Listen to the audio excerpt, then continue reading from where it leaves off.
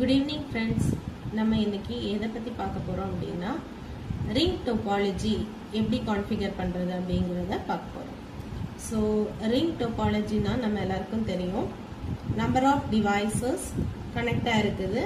ஆனா அது எந்த ஃபார்ம்ல கனெக்ட் ஆயிருக்கும் அப்படினா ஒரு ரிங் ஷேப் ஃபார்ம்ல கனெக்ட் ஆயிருக்கு. சோ அதனால தான் it is called as ring topology. So இந்த ring topology configure பண்றதுக்கு நான் என்ன யூஸ் பண்றேன் அப்படினா switches and PCs கனெக்ட் பண்ண போறேன்.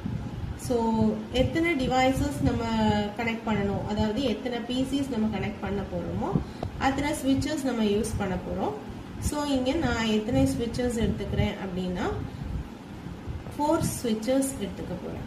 So இந்த 4 switches எடுக்கிறதுக்கு நான் நெட்வொர்க் டிவைஸ்ல போய் switches செலக்ட் பண்ணிட்டு இதுல 2950.20